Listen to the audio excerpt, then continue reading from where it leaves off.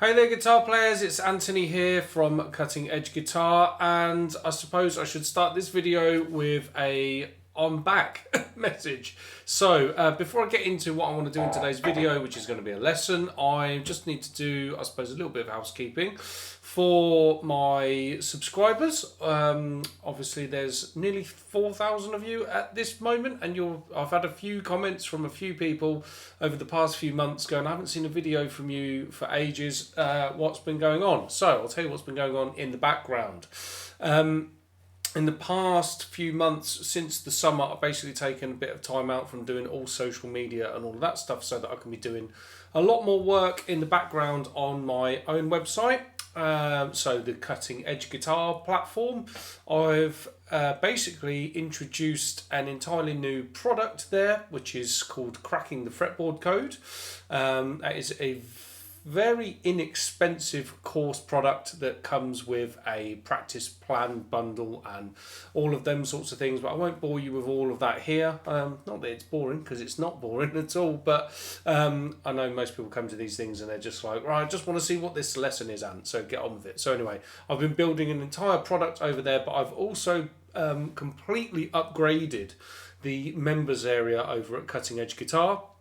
I'm doing entirely new lesson types over there and all of that stuff now, which is hopefully quite exciting for my students that are all on it. If you want to know more information about all of the stuff that I'm doing there, I'll probably talk about that towards the end of the video, but there's all sorts of stuff underneath in the description box about it and all of that sort of thing. So what I'm going to do right here in this particular lesson right now is I'm going to talk about some of the stuff that comes up in the questions when I'm in this masterclass area.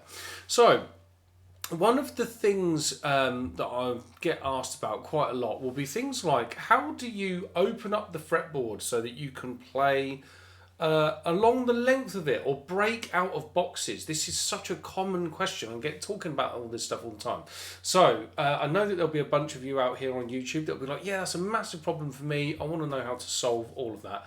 So what I'm going to talk to you about in this video and the next video is a couple of ways that we can go about doing it. So this is a subject that I call linear motion. Now the example that you can see on the screen right now, this is a very, very basic linear motion example that you would see if you were doing like the masterclass sessions with me at Cutting Edge Guitar and all that stuff. This is actually inside a course that I've done that's called the Advancing Guitarists course.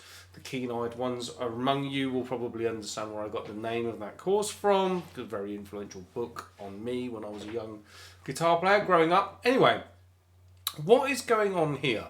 In this example, if you are watching this, if you've got your guitar on you, I'll show you exactly how to play this. This is a simple triplet bass line. So the very first part of it that you can see here, the 8-5-8 slide, okay? What I'm doing here, 8-5-8 slide, okay? This is basically shape 1 of minor pentatonic. So I'm viewing this as an A minor pentatonic idea. And what I'm playing on that top string is just coming from that basic shape that pretty much every guitar player out there probably that's watching this will know. So this very first bit, pick, pull off, hammer, slide.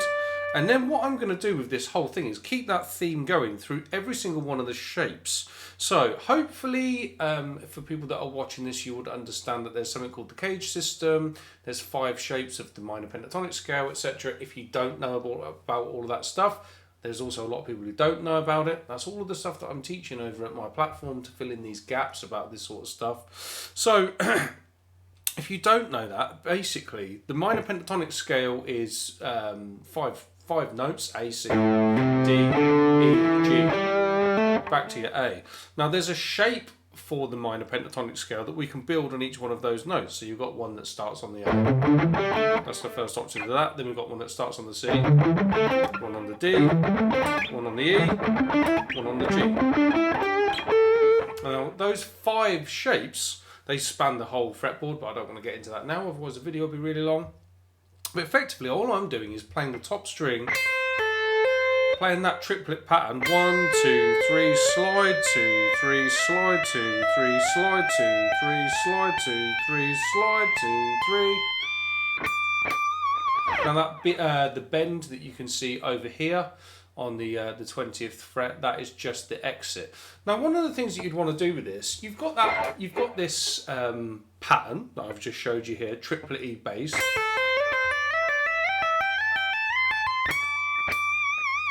You need to be able to put that in context. So right now in the background, I have a Dorian epic funk groove backing track that I've just found that I quite like.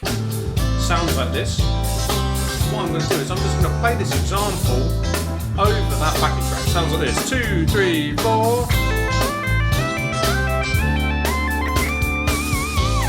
So you can tell it's not very fast. So I'm doing that in triplets. It just fits in the pocket with it nice. Again, 2, 3, 4.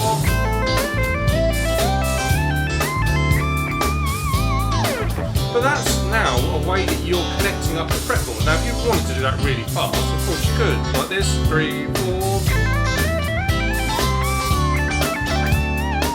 That's obviously not so in the pocket with it, but sometimes those things don't matter. Rhythmically, it's like you can start something in a good place and end it in a good place. So you're basically bookending your idea. And you'll get away with it as a lead guitar player, maybe because you, like I say, you start in a good place, you end in a good place, you make it sound cool. But anyway, that kind of idea that I've shown you here, you could do that on any string in the minor pentatonic scale. So if I now move that up to the B string, I'm just going to connect up the 5 shapes again, but do it in the B. It's exactly the same idea. Move to the B string, 3, 4.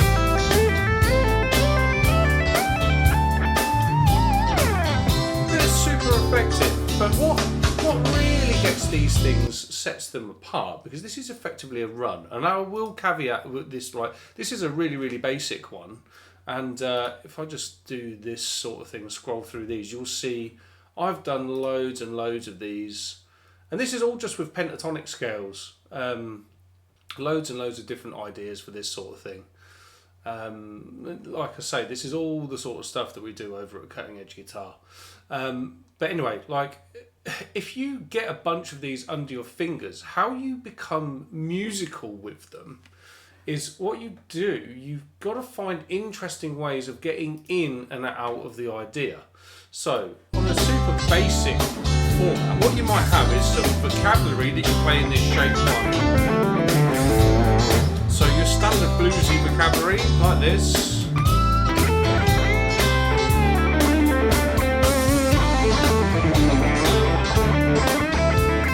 Then do the run.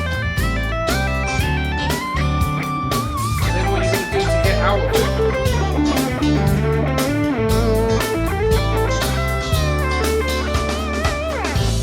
So obviously I'm just making that stuff up there. But basically what I'm saying is, you use a run like this to get you from here to here. So you phrase up here, move around a bit more and all that stuff. And then, like, as is the question that people are asking me and all that stuff all the time, is how do you connect up scales, modes, that sort of thing? Well, that's how. You need to know the shapes of them across the neck. You have a theme that you can take through. Basically, by doing this stuff, you've got thematic development as you're moving up the neck. But of course, these things could also move down the neck. They can move diagonally around the neck. There's hundreds and hundreds of things that you could do with them. And that's just stage 1 with this sort of stuff. That's the basic bare bones. What I'm going to do in the next YouTube video that comes out, I want to talk about a way that you could do that with a modal scale rather than just a pentatonic. But for this particular lesson, I think that will do right now. So, as I mentioned at the beginning of the video, there are loads of new programs and loads of new things going on at Cutting Edge Guitar. So you can check all of those out at the links that I've put. They're all in my profile links here on YouTube. So if you just click through to my profile, then that will show you where the links are to go through to the website and see all of the stuff that's going on there.